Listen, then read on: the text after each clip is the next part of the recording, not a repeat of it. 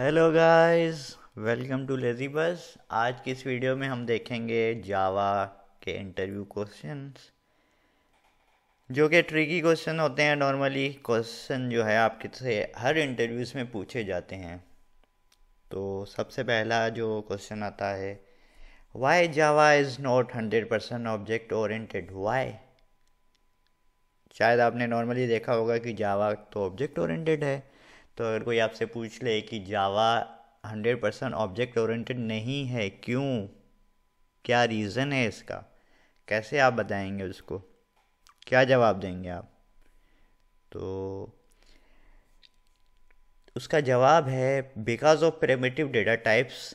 जो जावा में primitive data types exist करती हैं, उनकी वजह से हम जावा को 100% ऑब्जेक्ट ओरिएंटेड नहीं कहते। जैसे बूलियन हो गया, बाइट हो गया, करेक्टर हो गया, int, float, double, long, short, ये जो प्रिमिटिव डेटा टाइप्स हैं, इनकी वजह से।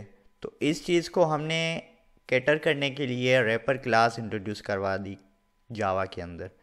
जो हमारी इंट की इंटीजर क्लास है रैपर क्लास, फ्लोट की है डबल, इन सब की रैपर क्लास जो हमने की हैं वो इसलिए बनाई ताकि हम जावा को ऑब्जेक्ट ओरिएंटेड लैंग्वेज कंसीडर कर सकें। इसीलिए हमने प्रिमिटिव डेटा टाइप्स की रैपर क्लासेस बनाई, ताकि ये वाले जो हमारे प्रिमिटिव डेटा टाइप्स हैं, इनको एज अ ऑब्जेक्ट भी हम रेफरेंस कर सकें। तो ये रीज़न है जिसकी वजह से कहा जाता है कि जावा 100% ऑब्जेक्ट ओरिएंटेड लैंग्वेज नहीं है। दूसरा सवाल जो नॉर्मल इंटरव्यूज़ में पूछा जाता है कि जैसे सी में पॉइंटर्स का कॉन्सेप्ट है, why pointer are not use in Java, कि जावा के अंदर भाई पॉइंटर क्यों यूज़ नहीं करते हम। वैसे नॉर्मली आपको कोई भी कंफ्यूज इस तरह से इंटरव्यूअर कर सकता है कि हम तो रेफरेंस से काम करते हैं, तो क्या उनको हम पॉइंटर्स नहीं कह सकते? तो फिर हम किस तरह से कहेंगे कि जावा के अंदर पॉइंटर्स नहीं है? तो जी हाँ, जावा के अंदर पॉइंटर्स का कॉन्सेप्ट नहीं है। यूज़र के पर्सपेक्टिव से जावा के अंदर पॉइंटर नहीं है। जैसे नॉर्मल सी के अंदर होता है, हम पॉइंटर्स बनाते हैं और उन पॉइंटर को हम जो है पॉइंट कर रहे होते हैं मेमोरी लोकेशन के अंदर। जावा के अंदर इस तरह से नहीं है। तो क्यों नहीं है, उसके कुछ रीजंस हैं। Pointers are unsafe.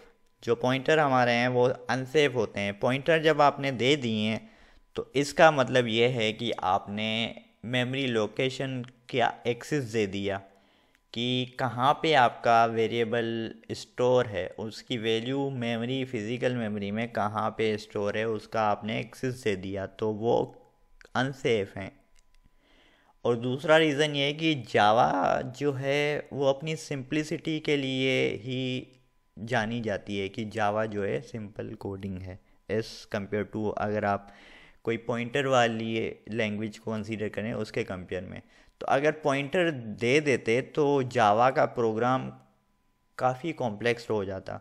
और इस चीज़ को अवॉइड करने के लिए भी पॉइंटर जो है नहीं इंट्रोड्यूस करवाए गए। और तीसरा जो है रीज़न कि जेवीएम जो हमारी वो इम्प्लिसिट मेमोरी एलोकेट करती है, तो उस चीज़ को अवॉइड करने के लिए कि जो हमारा यूज़र उस मेमोरी को एक्सेस ना कर सके डायरेक्टली, इसलिए भी पॉइंटर नहीं दिए गए। क्योंकि अगर यूज़र उस चीज़ को एक्सेस कर पाता तो जेवीएम एफिशिएंटली मेमोरी मैनेजमेंट नहीं कर पाती।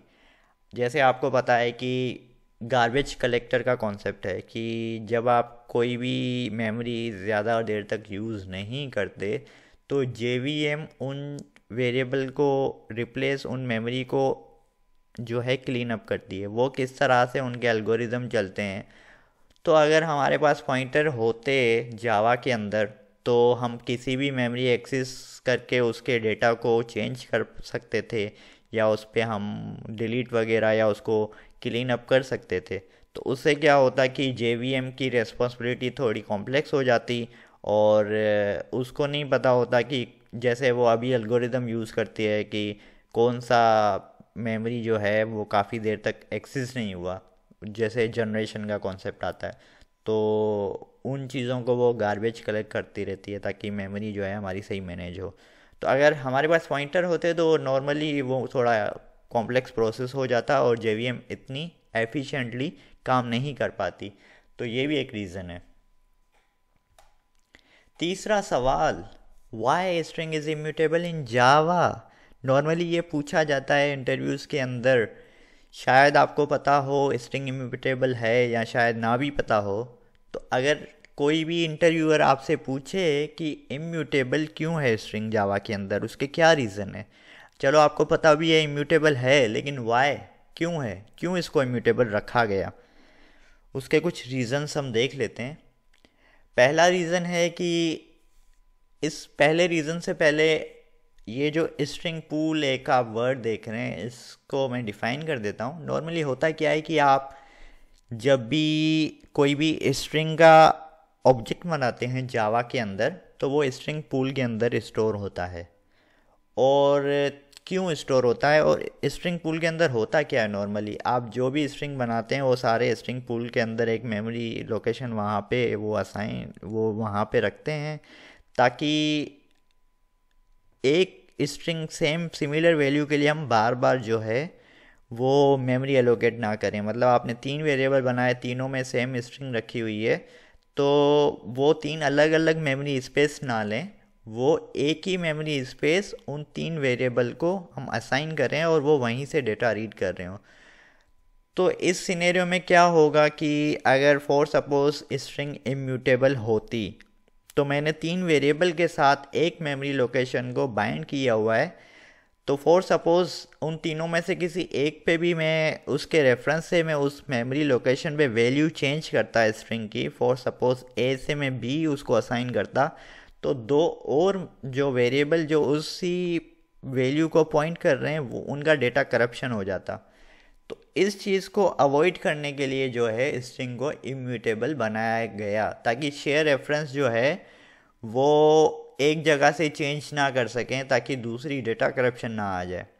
और स्ट्रिंग पूल का कॉन्सेप्ट क्यों दिया गया, बनाया ही क्यों गया भाई, नहीं बनाते हम, तो वो इसलिए ताकि हम मेमोरी एफिशिएंटली यूज़ कर सकें। अगर आप एक ही वैल्यू मल्टीपल टाइम यूज़ कर रहे हैं और उसकी अलग अलग आपने मेमोरी दी हुई है स्ट्रिंग की, तो वेरिएबल की, तो फिर मेमोरी आपकी ज़्यादा कंज्यूम होगी। तो इस चीज़ को परफॉर्मेंस वाइज मेमोरी मैनेजमेंट के लिए स्ट्रिंग पूल का कॉन्सेप्ट दिया गया। और दूसरा रीज़न जो है स्ट्रिंग इम्यूटेबल है वो सिक्योरिटी पर्पज़ के लिए, क्योंकि आपको पता है कि सारा जो मेटा डेटा है, जो फाइल सिस्टम है, जो नेटवर्किंग डेटा बेस कनेक्शन की चीज़ें हैं, वो एज ए स्ट्रिंग में सेव होती हैं, उनके यूज़र नेम पासवर्ड, या फिर आपकी क्लास लोडर उसकी इन्फॉर्मेशन, क्लास का आपका पाथ, किस तरह से आपकी क्लासेस कहाँ पड़ी हुई हैं, तो वो सारी चीज़ें जो है स्ट्रिंग के में स्टोर होती हैं जेवीएम के अंदर। तो अगर तो इम्यूटेबल होती, तो फॉर सपोज कोई भी थर्ड पार्टी यूज़र जैसे नॉर्मली हैकर्स, वो हमारी मेटा डेटा अगर हमारी एप्लीकेशन के अंदर चेंज कर दें और हमारी अपनी फाइल्स की जगह वो अपनी उनकी लोकेशन दे दें अपनी फाइल्स की, तो फिर क्या होता है कि हम जब उनको लोड करने जाते हैं, हमारी एप्लीकेशन कंसीडर करती कि हमारी तो अपनी फाइल्स हैं, लेकिन उसका मेटा डेटा क्योंकि चेंज हो चुका होता, तो हम किसी हैकर या किसी थर्ड पार्टी की फाइल्स लोड कर रहे होते हैं, जो कि थ्रेट कॉज कर सकता था हमारी एप्लीकेशन को। तो इस केस के लिए भी उसको इम्यूटेबल बनाया गया कि उसकी वैल्यू जब चेंज होगी तो वो नया ऑब्जेक्ट बन जाएगा, ना कि उस रेफरेंस पे जाके चेंज करेगा और वो सिमिलर ऑब्जेक्ट नहीं रहेगा, वो चेंज हो जाएगा, उसकी लोकेशन भी चेंज हो जाएगी। एक ये भी ऑप्शन जो है रीज़न है। और दूसरा रीज़न ये है कि जैसे हैश मैप के अंदर हम देखते हैं कीज़ हमारी की वैल्यू के फॉर्म में डेटा स्टोर होता है। तो होता क्या है कि जावा के अंदर किसी भी इक्वलिटी चेक करने के लिए हम उसका हैश कोड निकालते हैं और फिर हम हैश कोड कंपेयर करते हैं कि अगर 2 ऑब्जेक्ट का हैश कोड सेम है, इसका मतलब वो दोनों ऑब्जेक्ट सेम है, उनमें कोई डिफरेंस नहीं है। तो इसके लिए ये होता है कि स्ट्रिंग के केस में क्या होता है, जब स्ट्रिंग बनती है उसी टाइम उसका हैश कोड कैलकुलेट होके स्टोर हो जाता है। तो उससे क्या होता है कि क्योंकि हमें पता है कि स्ट्रिंग इम्यूटेबल है, स्ट्रिंग जब इम्यूटेबल है तो मतलब ये स्ट्रिंग एक दफ़ा बन गई तो वो कभी भी चेंज नहीं होगी। जब स्ट्रिंग की वैल्यू चेंज नहीं होगी तो उसका हैश कोड नॉर्मली वैसे ही चेंज नहीं होगा।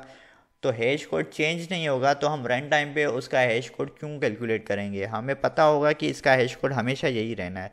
तो हम उसका जब वो बन रही होती है स्ट्रिंग तो उसी टाइम उसका हैश कोड स्टोर कर लेते हैं।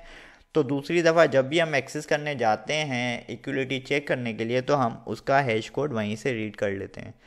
तो नॉर्मली हैश मैप के अंदर जब आपका स्ट्रिंग जो है की एज ए स्टोर हो रही होती है तो वो एफिशिएंसी उसकी बढ़ जाती है, क्योंकि रन टाइम पे आप उसका हैश कोड कैलकुलेट नहीं कर रहे होते। तो ये भी एक रीज़न है कि स्ट्रिंग जो है इम्यूटेबल है, उसका ये एडवांटेज है और ये एक रीज़न है। उसके बाद हम आ जाते हैं एक क्वेश्चन जो नॉर्मली पूछा जाता है, हालांकि ये इतना कॉम्प्लेक्स नहीं है लेकिन आपको पता होना चाहिए, आपने यूज़ भी की होंगी इनकी जो एग्जांपल मैं दूंगा, लेकिन आपको शायद इस कॉन्सेप्ट का ना पता हो कि what is a marker interface in Java. जो मार्कर इंटरफेस है वो जावा में क्या है, क्यों यूज़ होता है क्या मार्कर इंटरफेस। तो मार्कर इंटरफेस डिफाइन कर सकते हैं कि interface having no data member and functions. Simple term में हम कहें कि an empty interface is called marker interface, कि उसके अंदर ना तो फील्ड्स होती हैं ना ही उसके अंदर फंक्शंस होते हैं, सिर्फ इंटरफेस आप डिफाइन कर लें बस। तो भाई एम्प्टी अगर हमने बनाना है तो उसका फ़ायदा क्या है, क्यों बना रहे हैं एम्प्टी। और उसके कुछ एग्जांपल जो आपने यूज़ किए हैं नॉर्मली सीरियलाइजेबल, क्लोनेबल, ये आपने लाजमी देखे होंगे काम करते हुए जावा के अंदर। तो उसका फ़ायदा क्या है, जो हमारे मार्कर इंटरफेस होते हैं वो नॉर्मली हमारी मेटा डेटा के लिए यूज़ करते हैं हम।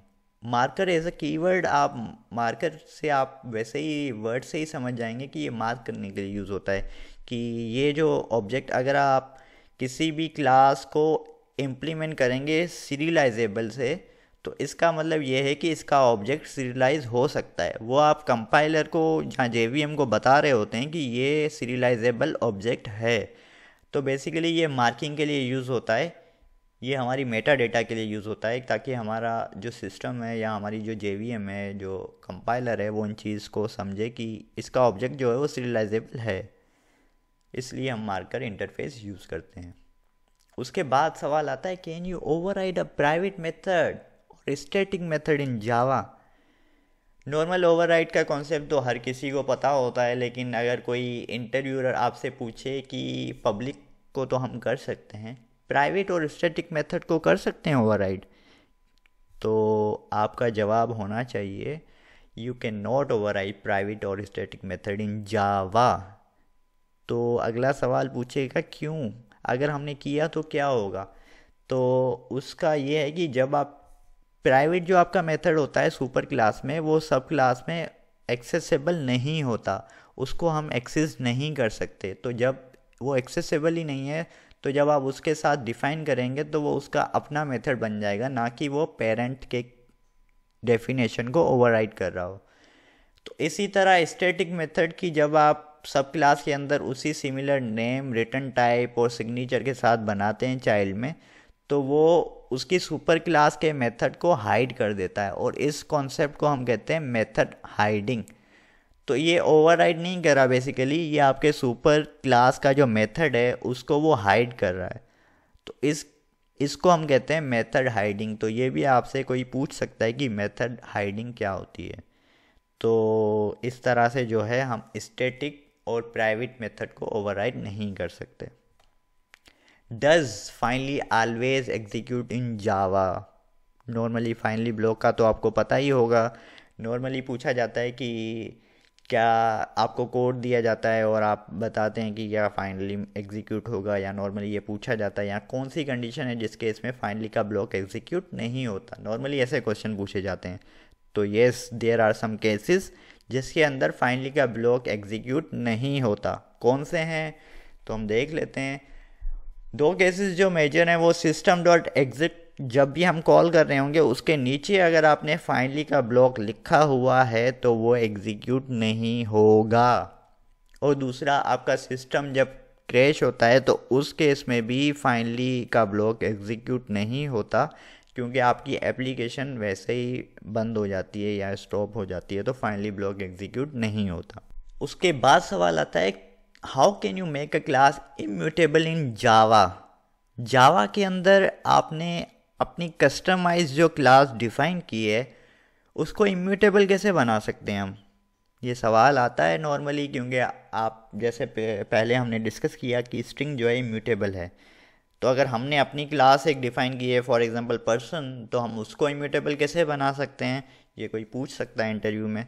तो उसका जो प्रोसीजर है, उसके कुछ स्टेप्स हैं, कुछ वो हम देखते हैं।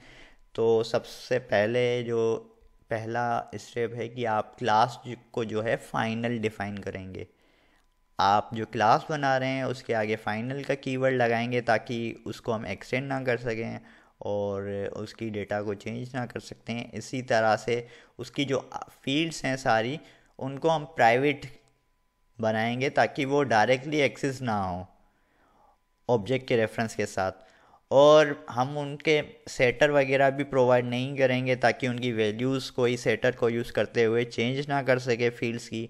और अगर कोई म्यूटेबल फील्ड्स हैं तो हम उसके आगे एक फाइनल का कीवर्ड लगाएंगे ताकि उनकी वैल्यू सिर्फ एक दफ़ा ही असाइन हो। जब आप किसी भी फील्ड के आगे फाइनल का कीवर्ड लगाते हैं तो आप उसको एक दफ़ा ही इनिशलाइज कर सकते हैं, उसके बाद आप अगर उसकी वैल्यू चेंज करने जाएंगे तो कंपाइलर आपको एरर देगा। और उसकी जो भी फील्ड्स हैं उनकी इनिशियलाइजेशन हम कंस्ट्रक्टर के थ्रू करेंगे कि उसका जब भी ऑब्जेक्ट हम बना रहे होंगे उसी टाइम पे उनकी सारी फील्ड्स को हम वैल्यू असाइन करेंगे। और अगर हमने किसी भी उसके फील्ड्स को या किसको एक्सेस करना होगा उस ऑब्जेक्ट के, तो हम क्या करेंगे, उसकी कॉपी बना के उसको देंगे, ना कि एक्चुअल रेफरेंस रिटर्न कर रहे होंगे। क्योंकि एक्चुअल रेफरेंस से क्या होगा कि उसकी वैल्यूज़ चेंज हो सकती हैं। अब कॉपी बना के आप जब आप देंगे तो उसमें ये होगा कि इनकेस अगर वैल्यूज़ चेंज भी होती हैं तो आपका एक्चुअल ऑब्जेक्ट की वो जो है वैल्यूज़ चेंज नहीं हो रही होंगी, वो नया ऑब्जेक्ट बन रहा होगा। तो एक्चुअल जो आपका ऑब्जेक्ट होगा वो सेम ही रहेगा, इनकेस अगर आपने कहीं से बगी कोड की वजह से कहीं वैल्यू चेंज कर दी हैं तो।